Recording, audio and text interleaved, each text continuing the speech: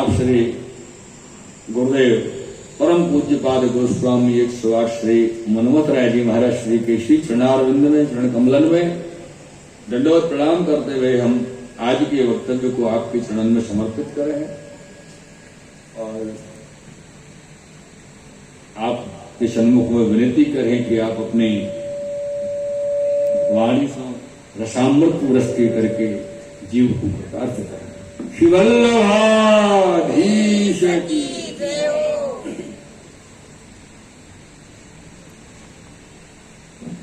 श्री कृष्णाय नमः।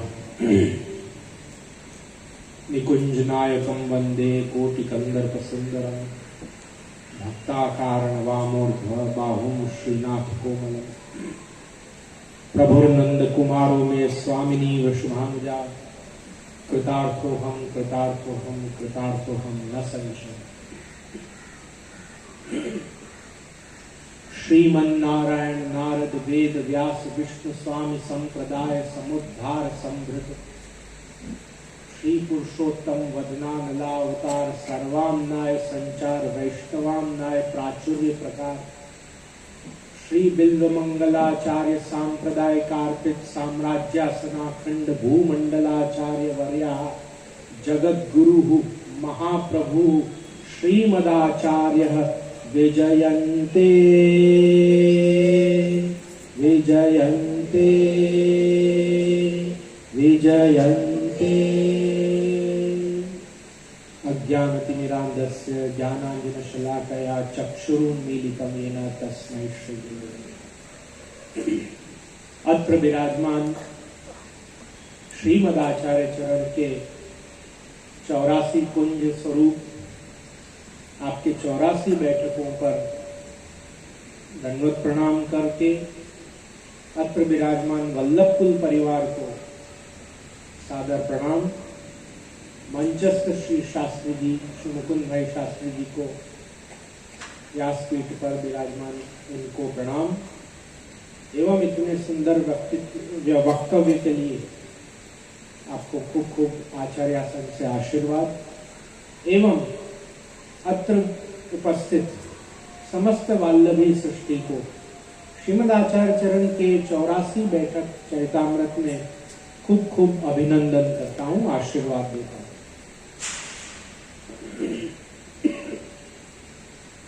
हम श्री आचार्य चरण के बैठक चरित्रों में प्रारंभ से ही श्रवण करते आ रहे हैं कि श्री महाप्रभु जी को हमको सदैव सतत तृतीयात्मक रूप से ही देखना है। वल्लभी पुष्टि मार्गी वैष्णव को श्री महाप्रभु जी को कभी भी सिर्फ श्री कृष्ण की तरह नहीं देखना चाहिए। वो श्री कृष्ण भी है, वो श्री राधा जी भी है और वो भूतल पर आपके युगल स्वरूप रूप आचार्य रूप भी है। इस प्रकार आपके तृतीयात्मक रूप से ही आपको सदैव सर्वदा दर्शन स्मरण और आपके गुणानुवाद करना चाहिए। यही पुष्टि मार्ग का सिद्धांत भी है, दृष्टिकोण भी है और बैठक चरित्र वार्ताओं का निष्कर्ष भी है।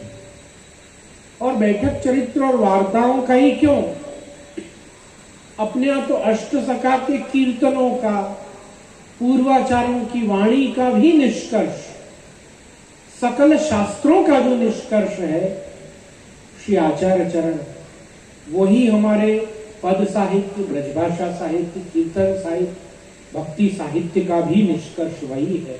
श्री वल्लभ नाम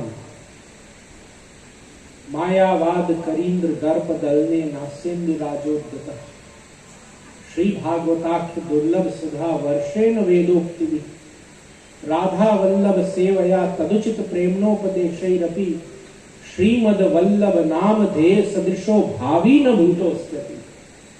श्री गोसाई जी आज्ञा करते हैं कि मायावाद रूपी हाथी को ठिकाने लगा दिया श्री आचार्य चरण सहज भाव। बैठक चरित्र में, बैठक चरित्र की वाणी को कभी आप ध्यान से श्रवण करो। श्री गोकुलनाथ जी ने उसमें खास जान के ऐसे लिखा है कि सो श्री महाप्रभु जी वहां पधारे तो सहज भाव में मायावाद को भी खंडन कर दिया। श्री महाप्रभु जी को कोई मायावाद खंडन करने के लिए कोई बहुत मेहनत करनी पड़ी हो, ग्रंथावलोकन करना पड़ा हो, ऐसा कुछ नहीं करना पड़ा। श्री महाप्रभु जी ने बिल्कुल जो श्रीमद् भागवत जी में आता है ना कि प्रविष्टम कर्ण रंध्रेण, ठाकुर जी जब अपन हरि कथा सुनते हैं, भागवत जी की कथा सुनते हैं, गुरु के चरित्र श्रवण करते हैं, तो ठाकुर जी अपने हृदय में पधारते हैं। कहां से पधारते हैं? कौन से द्वार से पधारते हैं? प्रविष्टम कर्ण रंध्रेण, कान के माध्यम से ठाकुर जी हृदय में घुस जाते हैं। और हृदय में घुस के क्या करते हैं? धुनोति शमलम कृष्ण, अपने मन में अपने हृदय का जितना मैल होता है उसकी धुलाई सफाई खुद ही करते हैं ठाकुर जी, क्योंकि वहां विराजना है ना ठाकुर जी, हृदय में विराजना। तो ठाकुर जी निष्क्रिय कभी नहीं विराजते, कुछ न कुछ कार्य में लगे रहते। और जो कार्य में लगा रहे, कर्म में लगा रहे, वही कर्म की मुख्यता प्रधानता गीता में उपदेश कर सकता है, जो खुद कर्म में न लगा रहे। ठाकुर जी तो योग निद्रा में पड़े रहते हैं, तो भी उनकी आगे की लीलाओं की भूमिका चालू ही रहती है। तो ठाकुर जी तो कर्म प्रधान है बहुत, और उनके तो कर्म भी भक्ति प्रधान ही है। ये तो हम जब शास्त्रों को पढ़ते हैं तब हमको पता चलता है। तो कहने का तात्पर्य है कि जब ठाकुर जी जैसे हृदय में प्रवेश करके अपने सारे मनोमालिन्य का नाश करते हैं, ऐसे ही ठाकुर जी जब पृथ्वी पर पधारते हैं, क्यों पधारते हैं? तो ठाकुर जी ने क्या कहा? परित्राणाय साधूनां विनाशाय च दुष्कृता। ये शास्त्र का एक विवेक है, एक सिद्धांत है कि शास्त्र हमेशा मुख्य पक्ष को पहले बोलता है। अपन जैसे ये कहें कि भाई हम, जैसे एक उदाहरण के तौर पे आपको कहूं कि हमें गोवा फरवा जई રહ્યા છે અને गोवा फरवा જઈ રહ્યા છે, તો एक दिवस ત્યાં बैठक जी पण કરી આવશું। तो इसमें मुख्य प्रयोजन आपका बैठक जी करना नहीं है। आपने मुख्य पक्ष पहले ही उजागर कर दिया कि वहां लबाड़गिरी और टाइम पास गिरी आप करने जा रहे हैं, और एक दिन क्योंकि आपको होटल में व्यर्थ नहीं पड़े रहना है और आपके शेड्यूल में टाइम बच रहा है शायद, तो बैठक जी पे भी आप जो है लाभान्वित करने आप ऐसा समझ रहे हैं हम वहां भी उपस्थिति दे आएंगे अपनी। तो वैसे ही अपने शास्त्र में मुख्य पक्ष को पहले कहा जाए। जैसे उदाहरण के तौर पे सेवायाम वा कथायाम वा यस्या सत्य दृढ़ा, श्री महाप्रभु जी ने मुख्य पक्ष क्या रखा? सेवा।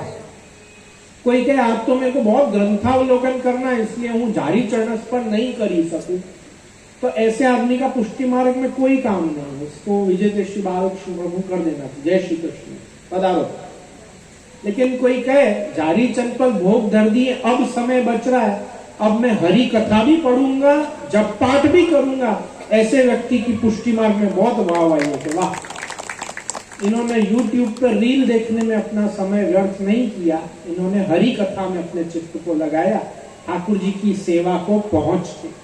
तो ऐसे व्यक्ति का जिसने सेवा पक्ष और कथा पक्ष दोनों को साधा, ऐसे ही व्यक्ति की आसक्ति कृष्ण में दृढ़ होगी। क्यों? क्योंकि आप सेवा पक्ष को ही अकेले साधते रहोगे तो उद्धार और कल्याण तो निश्चित ही है आपका, आपको उसके बाद कोई चीज की आवश्यकता नहीं, क्योंकि कथा और हरि गुणगान का फल ही सेवा है। सेवा तो मुख्य पक्ष, लेकिन आप किसकी सेवा कर रहे हो, आपका स्वामी का स्वभाव क्या है, उसकी कृपा कैसी होती है, उसके कृपा के सूचक क्या है, ये सब आपको हरि कथा और हरि का महात्म्य श्रवण करके ही पता चले। और जब आप ऐसा करोगे तो श्री आचार्य चरण क्या आज्ञा करते हैं? आपको ठाकुर जी का महात्म ज्ञान होगा। महात्म ज्ञान होगा तो क्या होगा? महात्म ज्ञान पूर्वस्तु सुदृढ़ सर्वतोधिक स्नेह भक्ति रीति प्रोक्ता तया मुक्ति न चाहिए था। महात्म ज्ञान होगा तो आपका ठाकुर जी से जो प्रेम है, स्नेह है, वो सुदृढ़ होगा, और सुदृढ़ होगा तो फिर आपका चित्त, आपका हृदय, आपका प्रेम कभी हिल नहीं पाएगा। दुस्संग आदि कितना भी होगा लेकिन आप कमलवत अपनी भक्ति को, अपने प्रेम को बनाए रखोगे। भले कमल कीचड़ में रहता है, पर अपने प्रेमी के लिए, अपने प्रेमी कौन? कमल का प्रेमी है सूर्य। सूर्य कहा गया, वो सूर्य को दिखते ही खिल जाता है, अपना रंग बनाए रखता है, अपना पराग बनाए रखता है। वो ये नहीं कहता मैं तो कीचड़ में रहता हूं तो मैं भी गंदा हो जाता हूं, नहीं, उसके पास कोई एक्सक्यूज नहीं है, वो अपने आप को निर्मल और शुद्ध ही रखता है। तो जिस प्रकार ठाकुर जी ने भी मुख्य पक्ष पहले क्या रखा, मैं बहुत कार्य करने आऊंगा, लेकिन सबसे पहले मेरे भक्त जनों का, साधु जनों का परित्राण करने आऊंगा। मैं भूतल पर आऊंगा तो मेरे भक्त जनों के लिए आऊंगा, भक्त जनों के लिए आऊंगा। परित्राणाय साधु नाम विनाशाय च दुष्कृतम। आऊंगा तो साफ सफाई करके ही जाऊंगा। मैं आऊंगा तो फिर फालतू में नहीं आऊंगा, फिर आजू बाजू का कार्य भी मैं करके ही जाऊंगा। जैसे दिवाली के सीजन पे अपनी भाई, अपनी माँ, अपने रिलेटिव आते हैं, वयोवृद्ध महिला कोई अपने घर आवे दिवाली रहने, तो वो महिला का एक स्वभाव होता है कि वो यदि कामिंदा महिला होगी, आलसी नहीं होगी, तो वो घर कार्य किए बिना रह ही नहीं सकती। उसके हाथ पांव कुमलाने लग जाते हैं कि ना हमारे तो साफ सफाई करनी पड़से, हमारे तो रसोई में तो हाथ बटाऊ पड़से। तो उसी प्रकार ठाकुर जी का भी ये स्वभाव है कि पहले तो वो भक्त जनों के लिए ही पधारेंगे। आए हैं तो वो असुरों का भी दमन आदि करके ही पधारते हैं। तो उसी प्रकार श्री आचार्य चरण ने भी मायावाद का खंडन करने के लिए, अन्य मार्गियों को ठिकाने लगाने के लिए कोई बहुत प्रयास नहीं किया। सहज में श्री गोकुलनाथ जी आज्ञा करते हैं कि आपने सहज में मायावाद को खंडन किया। श्री महाप्रभु जी का एक नाम भी है, मायावाद, मायावाद तू लागने, मायावाद तू लागने। श्री महाप्रभु जी जैसे रुई में, रुई के पहाड़ को यदि आग लगानी हो तो उसके लिए कोई बहुत अग्नि की आवश्यकता नहीं है, उसके लिए एक चिंगारी मात्र ही काफी। रुई के पर्वत को आग लगानी हो तो उसके लिए एक चिंगारी मात्र ही काफी है। ऐसे मायावाद के पहाड़ को यदि भस्म करना हो तो उसके लिए कोई बहुत सारा वल्लभ वाङ्मय का साहित्य नहीं चाहिए। श्री महाप्रभु जी की कोई एक पंक्ति, एक सिद्धांत या एक वाक्य ही काफी है मायावाद के पहाड़ को भस्मीभूत करने के लिए। तो ऐसे ही श्री आचार्य चरण ने जो शास्त्रार्थ किए या जो मायावाद का खंडन किया, उसके लिए कोई बहुत मेहनत करनी पड़ी ऐसा नहीं है। क्यों? क्योंकि श्री आचार्य चरण का वो मुख्य प्रयोजन अवतार का है ही नहीं। श्री महाप्रभु जी का मुख्य प्रयोजन क्या है? श्री महाप्रभु जी का मुख्य प्रयोजन, श्री महाप्रभु जी के 3 मुख्य प्रयोजन अवतार का।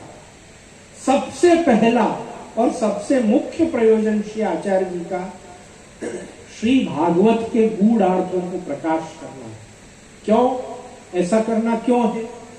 क्योंकि श्री भागवत स्वयं ठाकुर जी का वाङ्मय स्वरूप है और श्री ठाकुर जी के दोनों प्रकार से सेवा का मार्ग प्रकट करने का संकल्प श्री आचार्य चरण ने लिया है।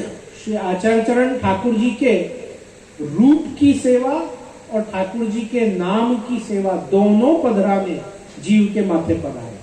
तो जब तक भगवत शास्त्रों का स्वरूप श्री ठाकुर जी के स्वरूपानुकूल नहीं होगा, श्री ठाकुर जी के मनोविलोषित नहीं होगा, तब तक भगवदी जनों को भी शास्त्र का पूर्ण रूपेण न फल प्राप्त हो पाएगा, न उसका पूर्ण महात्म उजागर हो पाएगा। इसलिए सबसे पहले श्री आचार्य चरण ठाकुर जी स्वामी जी की आज्ञा से भागवत का गूढ़ अर्थ प्रकाश करने ही भूतल पर पधारे। इसलिए श्री हरिराय जी ने कहा, नाश्रितो वल्लभाधीश न च दृष्टा सुबोधनी न राधिराधिका नाथ वृथा तज्जन्म भूतल। श्री हरिराय जी ने आज्ञा करी कि जिसने श्री वल्लभाचार्य महाप्रभु जी का आश्रय नहीं लिया, जिसने अभी तक सुबोधनी जी का दर्शन नहीं किया, सुबोधनी जी का दर्शन यानी श्री महाप्रभु जी मतानुसार श्री भागवत जी का दर्शन। जब तक श्री वल्लभ मतानुसारी भागवत की लीला, ठाकुर जी की लीला, ब्रज लीला का श्रवण जिसने नहीं किया और जिसने राधिका नाथ का आराधन नहीं किया यानी कृष्ण सेवा नहीं करी, उसका तो इस भूतल पर जन्म ही वृथा है, वेस्ट हो रहा है। इसलिए यदि श्री हरिराय जी के आज्ञा अनुसार यदि अपन को अपना जन्म वेस्ट ना करना हो, वृथा ना करना हो, तो इन 3 कार्यों में जल्दी से जल्दी अपने आप को संलग्न कर देना चाहिए। श्री महाप्रभु जी का आश्रय दृढ़ कर लेना चाहिए। श्री वल्लभ मतानुसारी ग्रंथावलोकन हरि कथा में अपने आप को तुरंत निपुण कर लेना चाहिए, प्रवृत्त कर लेना चाहिए। और श्री ठाकुर जी की सेवा जैसी भी जीव से जितनी भी निभ सके, अवश्य से ठाकुर जी की सेवा में अपने तन मन और धन तीनों को रत कर देना चाहिए। तभी उसका जन्म सार्थक होगा इस भूतल पर। नहीं तो पुष्टि मार्ग में आए बाद भी जीव का जन्म वृथा ही चला जाएगा, और ऐसा हमको नहीं होने देगा। तो श्री आचार्य चरण का अवतार का मुख्य प्रयोजन श्री भागवत के गूढ़ार्थ का प्रकाश करना, श्री ठाकुर जी के रूप माधुरी की सेवा जीव को पधराना। श्री ठाकुर जी के रूप माधुरी की सेवा का तात्पर्य स्वरूप सेवा नहीं है, कृष्ण सेवा है। देखो, अपने मार्ग का सिद्धांत स्वरूप की सेवा करना ही है ऐसा नहीं, अपने मार्ग का सिद्धांत कृष्ण सेवा है। और कृष्ण की सेवा बहुत प्रकार से होती है। अपन वार्ताओं में अपन उल्लेख प्राप्त होते हैं ना, श्री महाप्रभु जी गोसाई जी ने किसी को ठाकुर जी का नवनीत प्रिया जी का वाघा पधराया, किसी को श्रीनाथ जी की पाग पधराई, किसी को यमुना जी के वालुका की पोटली बना के दी कि इसकी सेवा करो, किसी को गौ सेवा पधराई कि श्रीनाथ जी की गायन की सेवा करो, किसी को वैष्णव जनों की सेवा पधराई कि तुमको ठाकुर जी की सेवा की आवश्यकता नहीं है, वल्लभी जन घर आवे तो उनको बहुत प्यार से आरोगाना, उनको प्रसाद लेवाना, उनकी खातिरदार, यही तुमको सेवा पधराई। तो अपने मार्ग में कृष्ण जहां जहां विराजमान है, उस कृष्ण की सेवा में अपने चित्त को रत रखना, यही पुष्टि मार्ग का सिद्धांत। अपन अपने मन को ऐसा बनाओ कि जहां जहां कृष्ण विराज रहे हैं, वहां वहां कृष्ण की सेवा हमारे द्वारा पहुंचे, यही पुष्टि। इसीलिए श्री आचार्य चरण ने कृष्ण सेवा सदा कार्या शास्त्रम अवगत्य मनोवाग देहे कृष्ण सेव्य सर्वदा सर्वभावेना भजनियो व्रजाधिका भज इति सेवा धातु। जहां भी पुष्टि मार्ग में भजन भजन भजन आता है ना, तो वो झांझ मंजीरा लेके झूमने लग जाने का वो भजन तात्पर्य नहीं है। पुष्टि मार्ग की ग्रंथों में भजन का तात्पर्य सेवा, ठाकुर जी का सेवा। भगवत रूप सेवार्थम तत्सृष्टि नान्यथा भवे। पुष्टि जीवों की तो सृष्टि ही भगवान की रूप माधुरी की सेवा के लिए हुई है। श्री महाप्रभु जी आज्ञा करते हैं, मर्यादा प्रवाह की सृष्टि तो अन्य कार्यों के लिए हुई है, पुष्टि जीव की तो सृष्टि ठाकुर जी के रूप सेवा के लिए हुई, रूप माधुरी की। तो 252-84 वैष्णव बैठक चरित्रों के, तो श्री महाप्रभु जी के अवतार के प्रयोजन भागवत का गूढ़ार्थ प्रकाश, श्री ठाकुर जी के रूप माधुरी की सेवा, और तीसरा प्रयोजन है आपका दैवी जीवों का अंगीकार। जहां जहां दैवी जीव हैं उनका अंगीकार। और देखो श्री महाप्रभु जी की कृपा कि ठाकुर जी ने, जैसे उद्धव जी ने जब ठाकुर जी से पूछा कि प्रभु अब तो आप स्वधाम गमन करोगे, अब आप जब स्वधाम पधारोगे तो अवतार काल में तो भाई आपकी सेवा का फल मिल रहा था, अब अनावतार काल में क्या होगा? तो श्री ठाकुर जी ने कहा कि मैं मेरा सकल महात्म्य श्रीमद् भागवत में संस्थापित कर रहा हूं, मेरे अनावतार काल में मेरे नाम जीव का कल्याण करेगा, मेरा वांग्मय स्वरूप श्री भागवत जी का अवगाहन जो जो जीव करता रहेगा उसका उद्धार और कल्याण होगा, ऐसा ठाकुर जी ने उद्धव जी से कहा। लेकिन ये तो कथा रस का फल हुआ, कथा रस के माध्यम से जीव के हृदय में ठाकुर जी पधारे और उसके संग रमण करें, ये भी एक भक्ति का प्रकार है। इसमें कोई पुष्टि मार्ग को या मार्ग के सिद्धांत को कोई आपत्ति नहीं है। लेकिन ठाकुर जी के हाथ में जीव का हाथ पधरा के ठाकुर जी के साक्षात स्वरूप के साथ उसका रमण रास दान आदि का सुख उसको प्राप्त हो, ऐसा प्रकार उद्धव जी को ठाकुर जी ने नहीं बताया। लेकिन ऐसा प्रकार श्री महाप्रभु जी ने अपने अवतार में ऐसा किया, ऐसा प्रकार स्थापित किया कि श्री महाप्रभु जी के अनवतार काल में अद्यावधि आज तक सकल भूतल पे विराजमान दैवी जीवों को वही सुख प्राप्त हो रहा है जो श्री महाप्रभु जी गोसाई जी के अवतार काल में प्राप्त हो। और ये बात मैं कह रहा हूं, ऐसा नहीं, स्ववंशे स्थापिता शेष स्वमाहात्म स्मयापह की टीकाओं में अनेक श्री आचार्य चरण के नामों में श्री हरिराय जी का मत भी यही है कि आधुनिक वल्लभ कुल बालक द्वारा ठाकुर जी पुष्टाए जाना और दैवी जीवों को ब्रह्म संबंध कराकर सेवा में प्रवृत्त करने का फल वही है जो श्री आचार्य चरण गोसाई जी के अवतार काल में जो मिलता था, वही फल आज भी मिल रहा है। ऐसा श्री हरिराय जी की आज्ञा है।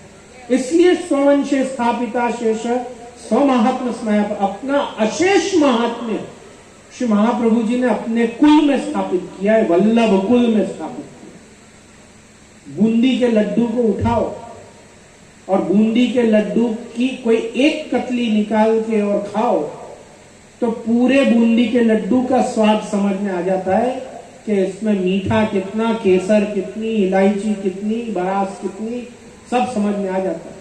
कोई पूरा बूंदी के लड्डू खाने की जरूरत नहीं।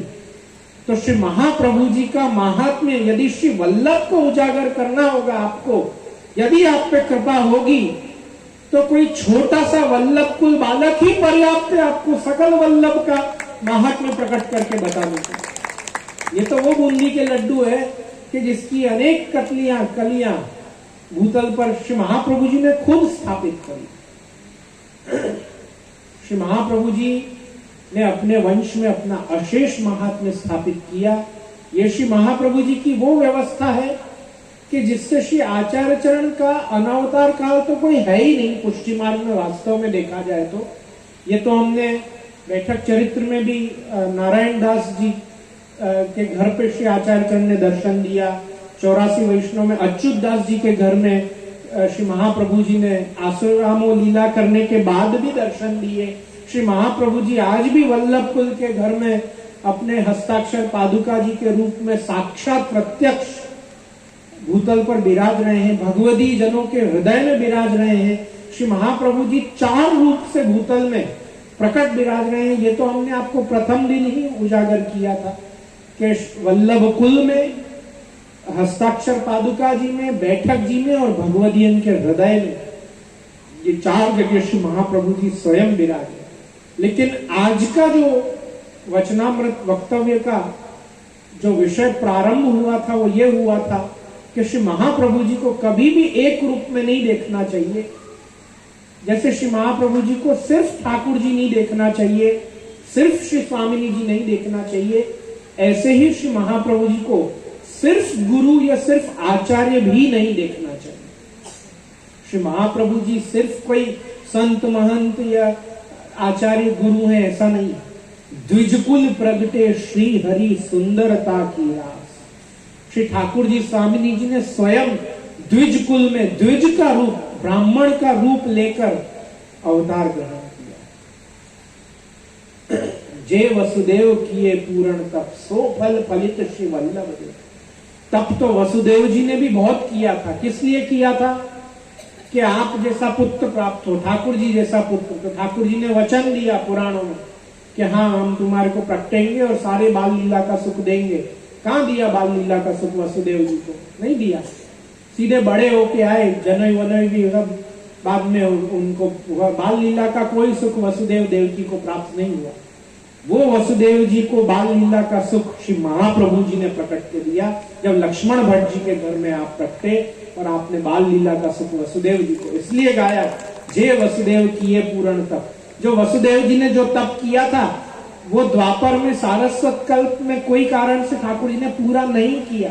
वो श्री महाप्रभु जी के काल में आपको सो फल फलित श्री वल्लभ देह, जब श्री वल्लभ ने देह धरा तब आपको वो फल मिला। ऐसे कितने सारस्वत कल्प की लीला के फल हैं।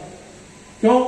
क्योंकि आप सिर्फ गुरु, सिर्फ आचार्य, सिर्फ ब्राह्मण रूप में नहीं पधारे हैं, आप साक्षात ठाकुर जी स्वामिनी जी ब्राह्मण रूप में द्विजकुल में हरि प्रगटे हैं। साथ हरि का तात्पर्य क्या? 3 लोगों को हरि कहा जाता है शास्त्र में। एक सिंह को। क्यों? वो देखते ही प्राण हर लेता है। सिंह जो होता है शेर, वो क्या हरता है? प्राण। एक हरी बंदर को भी कहा जाता है, वो कुछ भी चीज उठा के ले जाता है। वृंदावन में चश्मा ले जाता है, फिर उसको फ्रूटी पिलाना पड़ता है, तो फ्रूटी फेंको उसको तो वो चश्मा फेंक देता है। तो वो कुछ भी चीज उठा के, पर्स ले जा सकता है, चश्मा ले जा सकता है, हाथ के चना ले जा सकता है, वो देखते ही वस्तु को हर लेता है। ऐसे ही हरि ठाकुर जी को भी कहते हैं, वो पाप हर लेते हैं, संताप हर लेते हैं, भक्तन के दुख हर लेते हैं। देखते ही ठाकुर जी अपने भक्तन को देखते ही उनके सकल ताप संताप, उनके दुख हर लेते हैं, इसलिए हरि कहा जाता है।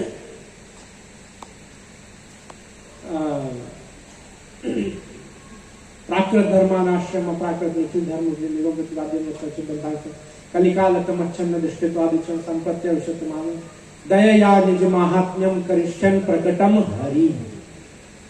जब गोलोक में विराजमान प्रभु को, वहां प्रभु को कौन से नाम से बुलाया? हरि। वहां बैठे बैठे ठाकुर जी से नहीं सहन हो रहा था कि मेरे दैवी जीवों को अब तक मेरे स्वरूपामृत की प्राप्ति क्यों नहीं हो रही।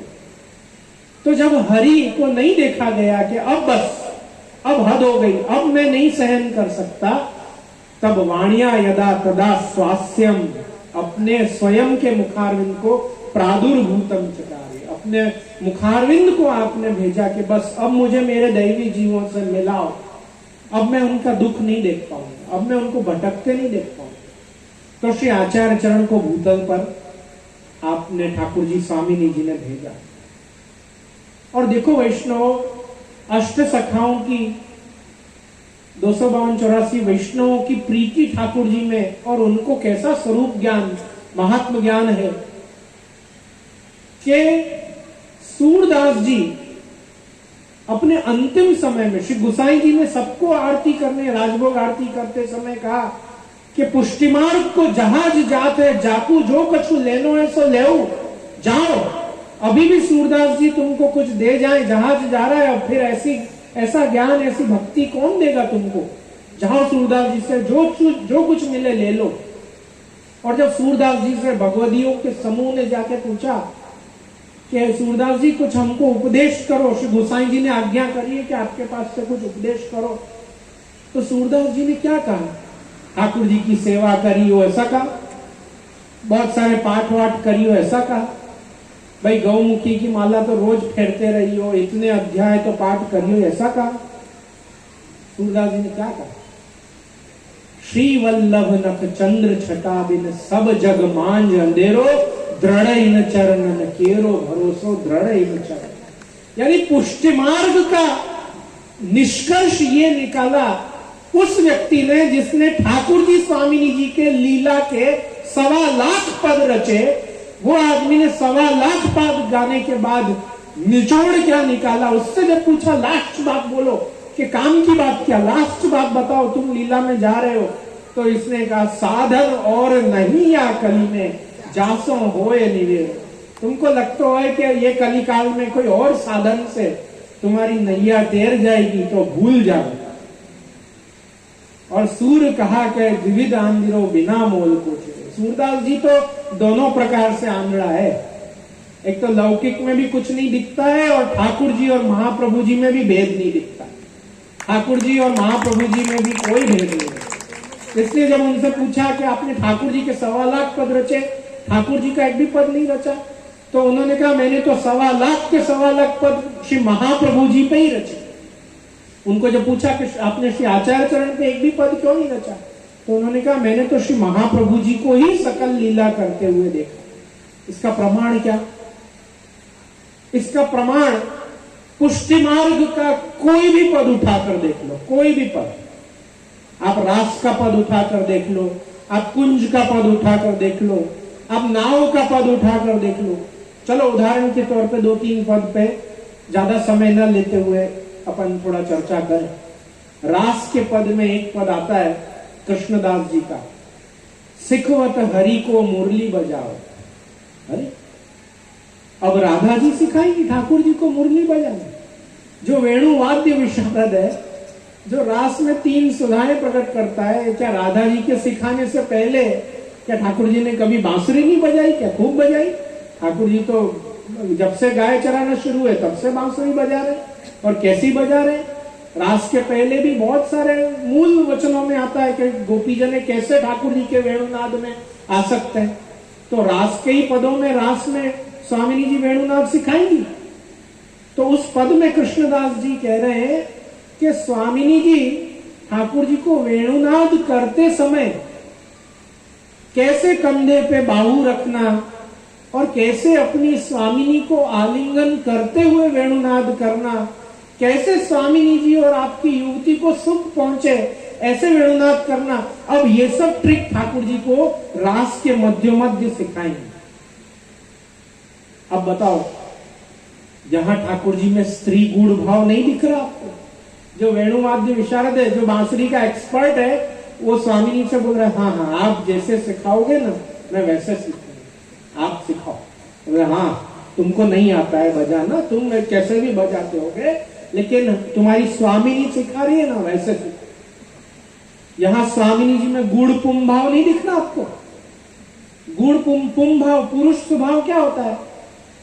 विवाहित स्त्रियों को पता होगा, पुरुष के मुख से रोज एक दिन आपको यह सुनना मिलता ही होगा, हमारू घर छे ने मारी चाल से। फिर चलती भले स्वामिनी की है, क्यों? क्योंकि श्री भागवत जी में लिखा है, तरुणी प्रभुता गे है शाल्व को बुद्धिदायक, लिखा है भागवत जी कि कलिकाल में तो विशेष तरुणी की, स्त्री की प्रभुता घर में रहे। तो चलना वही है जो नायिका बोलेगी, नारी बोलेगा वही होएगा, लेकिन पुरुष का स्वभाव क्या है वो तो एक बार तुमको बताएगा, यहाँ यही होगा, मारू घर छे हूं पानी ने लावे चुता है, ये पुरुष का स्वभाव। तो स्वामिनी जी जब जब ऐसी वाणी बोले, मैं सिखा रही हूं ना, सीखो, तुमको नहीं आता है वेणुनाद बजाना, नहीं आता। तो कृष्णदास जी ने पूरा पद रचा है उस पर, सिखवत हरि को मुरली बजा, स्वामिनी जी सिखा रही ठाकुर। राग का दूसरा पद है कृष्णदास जी का, राग कानरो तुम्ही पे सिखवत सुनियत सुन वृषभान नंदिनी राग।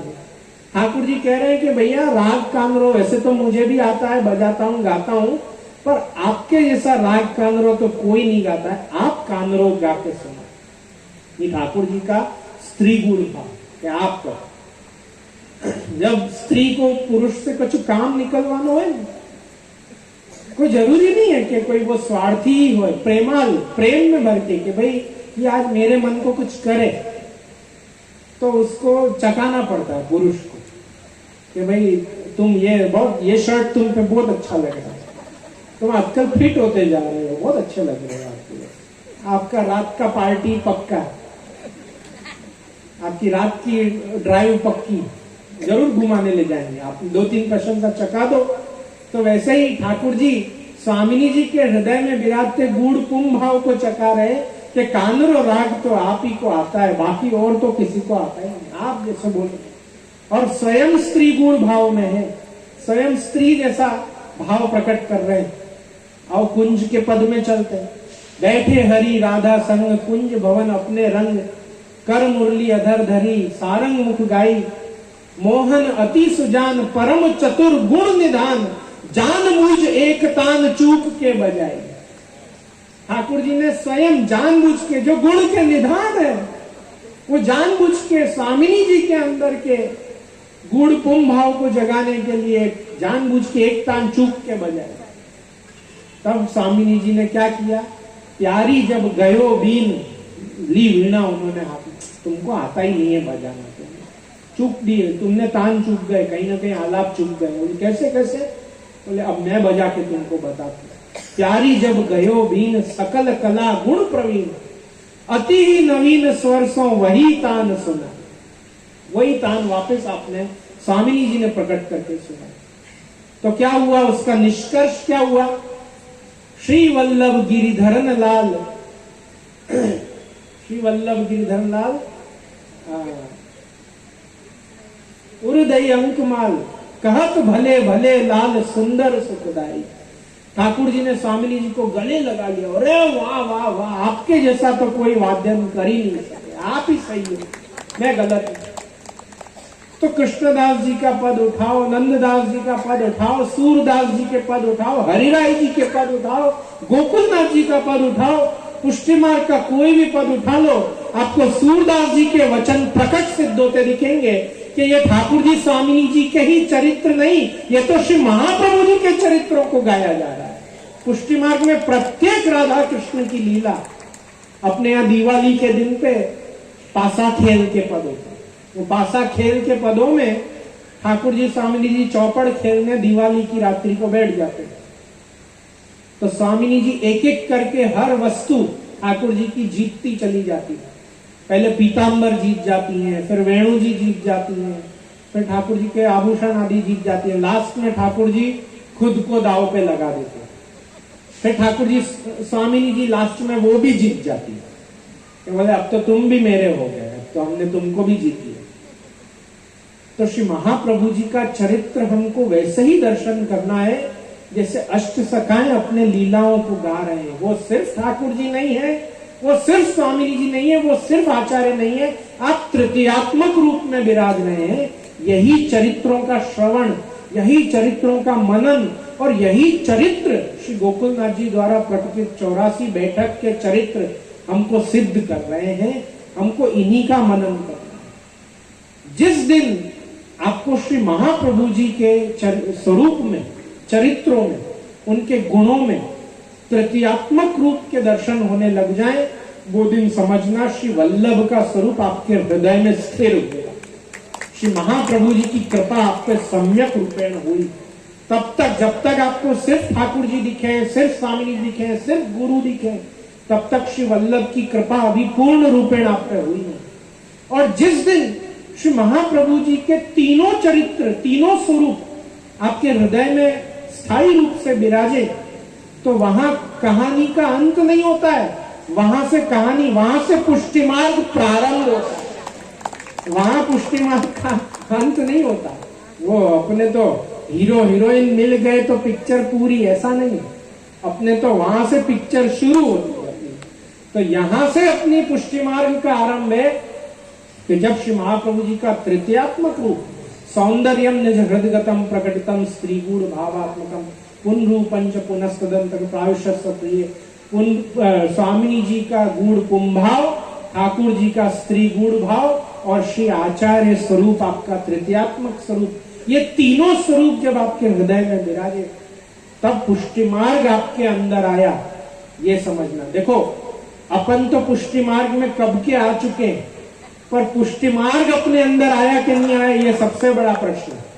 इसलिए पुष्टि मार्ग तो अपने अंदर तभी आएगा जब श्री महाप्रभु जी का तृतीयात्मक रूप अपने अंदर आए। मैं आपको आचार्य आसन से, श्री वल्लभ कुल परिवार के तरफ से आपको शत शत आशीर्वाद यही देता हूं कि आपका श्री आचार्य चरण का ये तृतीयात्मक स्वरूप आपके हृदय में सदा सर्वदा नित्य विराजे। ऐसे ही आशीर्वाद मैं आपको प्रदान करता हूं, खूब खूब आशीर्वाद देता हूं। श्री वल्लभा, अब अपन सब मिलकर आश्रय का पद करेंगे। आश्रय के पद के बाद जो आज के मनोरथी हैं, जिनने धोती उपरना धराने का मनोरथ धराया है, वो सब हमारे वल्लभ कुल परिवार के संग मिलके आज के 12 बैठक जी के झारी चरण स्पर्श का सेवा का लाभ लेंगे। बाकी सभी वैष्णव आनंद से दर्शन करेंगे। और कल जैसी मैंने आपको आज्ञा करी है, सभी वैष्णवों को भेल पार्टी का आनंद लेकर ही जाना है, ऐसा मेरा विशेष आग्रह भी है। दृढ़ चरणन केरो भरोसो, दृढ़ चरणन केरो, श्री वल्लभ नख चंद्र छटा बिन, सब जग मांझ अंधेरो भरोसो, दृढ़ चरणन केरो, साधन और नहीं आकली में, जासो हो निवेरो, सूर कहा कहे विविध अंधेरो, बिना मोल को चेरो भरोसो, दृढ़ चरणन केरो। श्री गिरिराज धरण की, श्याम सुंदर श्री अम्बे महारानी की, श्री वल्लभाधीश की, श्री गोसाई जी परम दयाल की। आज के आनंद ठाकुर जी लाडले लाल के कृपा करके आज शयन के दर्शन भी हमको होंगे। सबसे पहले सभी वैष्णव शयन आरती के दर्शन करेंगे, तत्पश्चात अपन आगे के क्रम में आगे बढ़ेंगे।